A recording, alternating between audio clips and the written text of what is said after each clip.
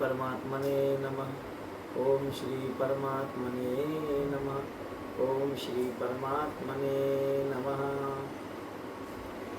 आज का प्रश्न है, तो लोग कहते हैं कि हमारी सरकार आएगी तो हम काम करा ले जाएंगे।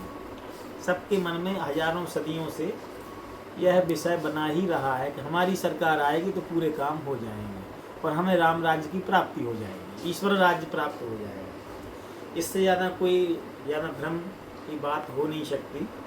और आज तक ऐसा कभी भ्रम इसका ना तो कोई समाधान है, ना कोई इसका समाधान है, ना कोई इसका प्राविधान है, ना संविधान है, ना कोई विधान है कि हमारी सरकार आएगी तो समग्र कार्य हो जाएंगे, सारी योजनाएं हमारी लागू हो जाएंगी।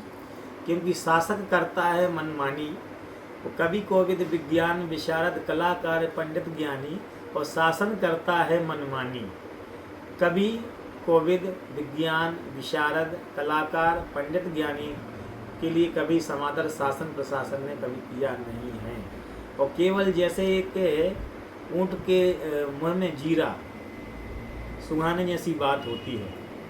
आदरणीय सम्माननीय श्री अशोक सिंघल जी कहा करते थे कि मैंने सरकार के सामने कांग्रेस सरकार के ज़माने में या वाजपेयी जी के सरकार के ज़माने में 7500 धर्म स्थानों का नाम सुझाया था उन्होंने कि हमारे सनातन धर्म वालों के 7500 स्थान हैं जो कि मुसलमानों के नियंत्रण में या मुसलमान धर्म स्थल को बना दिया गया है। तो आज ये जो सरकार है, हिंदूवादी सरकार जिसको कहते हैं, वो केवल एक ही धर्म स्थान का समाधान करवा पाई है, वह है श्री राम जन्मभूमि। अभी श्री कृष्ण जन्मभूमि शेष है, श्री बापी ज्ञान बापी अपना जो मंदिर था भगवान शिव विश्वनाथ जी का, वह शेष है। ऐसे चाहे वो भोजशाला धार जिला की हो या कर्नाटक के धर्म स्थल हों जो कि मुसलमानों के अधीनस्थ हो चुके हैं या धर्म विशेष के अधीनस्थ हो चुके हैं, उसका कोई समाधान नहीं निकल पाया। श्री आदरणीय नरेंद्र भाई दामोदर दास मोदी 12 साल मुख्यमंत्री, 12.5 साल मुख्यमंत्री गुजरात के रहे, लेकिन अहमदाबाद का नाम चेंज नहीं करा पाए। आदरणीय श्री योगी आदित्यनाथ जी महाराज के लिए 9 साल हो चुके हैं, ना तो आजमगढ़ आर्यमगढ़ बन पाया जो कि हमारा मूल था, उसका नाम आर्यमगढ़ था, ना गाजियाबाद गजप्रस्थ बन पाया, ना मुजफ्फरनगर लक्ष्मीनगर बन पाया, ना सुल्तानपुर कुशभवनपुर बन पाया, ना गुड़गांव गुरुग्राम बन पाया सही ढंग से। जो हजारों नगर हैं, शासन में रहते हुए ये काम नहीं हो पाया। ना सुल्तानपुर ना अन्य जो हैं नगर कभी चेंजेस नहीं हो पा रहे हैं, चाहे गौरडी हो, चाहे मीरपुर हो, चाहे फलाना ढिकाना हो, ये नाम चेंज नहीं कर पा रहे हो आप। जब आप सत्ता में नहीं रहते हो तो लगता है कि हम जब आएंगे शासन सत्ता में तो हमें 3 दिन का अवसर दे दिया जाए, मैं पूरा हिंदू राष्ट्र बना दूंगा, सनातन राष्ट्र बना दूंगा। ज्यों ही हमें देश मिल जाता है तो हम सोचने लगते हैं कि ये काम कोई काम के नहीं है, हम केवल चुनावी मुद्दे कैसे हमारे पूरे हो पाएँ इसके लिए हम लग जाते हैं। क्यों?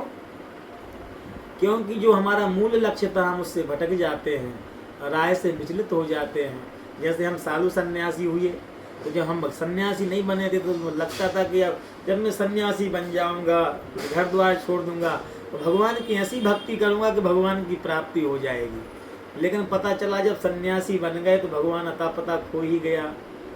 जब तक हम काशी में नहीं आए थे आप लोग पढ़ने के लिए, लगता था कि काशी जी पहुंच जाएंगे तो पूरी काशी प्राप्त कर लेंगे, ज्ञान प्राप्त कर लेंगे। लेकिन जब काशी में आए तो टिकटॉक चल रहा है, फेसबुक चल रही है, इंस्टाग्राम चल रहा है। जो मूल कार्य था वो छात्र लोग भूल गए, जिस मूल कार्य के लिए आए हुए थे हम लोग भूल गए। उसी प्रकार सरकार भी भूल जाती है कि हमारा मूल कार्य क्या है।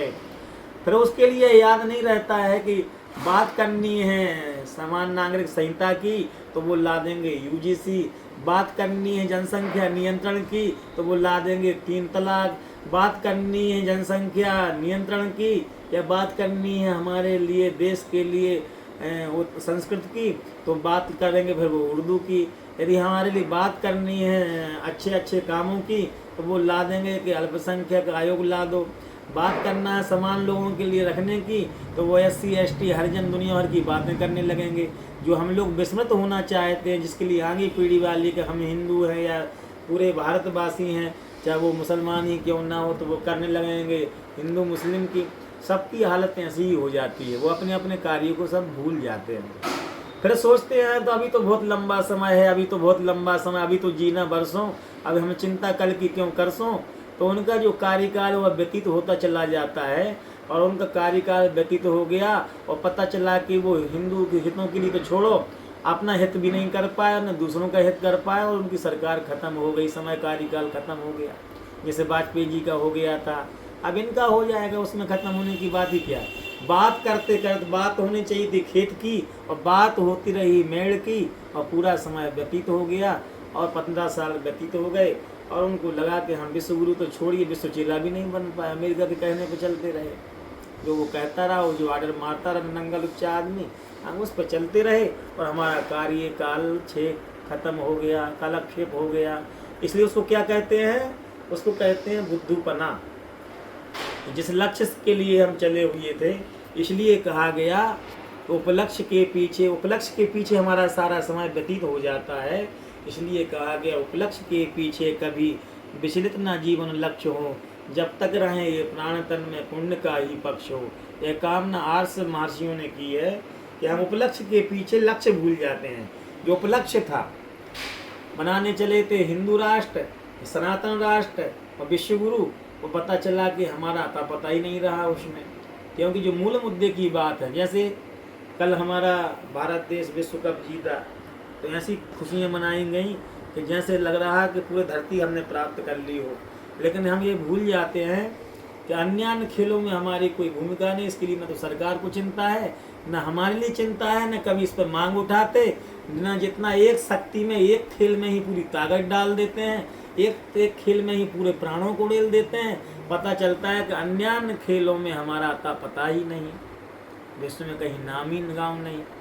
कॉमन खेलों में हो या ओलंपिक खेलों में हो, वहाँ हमारी ड्रामेबाजी सामने नजर आ जाती है, दो कौड़ी के साबित होते हैं, भुकरे भुकरे चले जाते हैं, ना वहाँ सम्मान रहता है, ना लाज रहती है, और हम अपने आप के लिए कहते हैं कि हमने अंतर्राष्ट्रीय जगत में बहुत उपलब्धि हासिल कर ली है।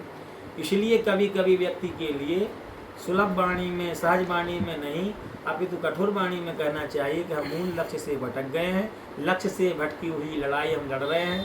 लक्ष्य से भटकी लड़ाई जब तक चलती रहेगी, तब तक मूल उद्देश्य कभी हमारे पूरे नहीं होंगे। आज इतना ही।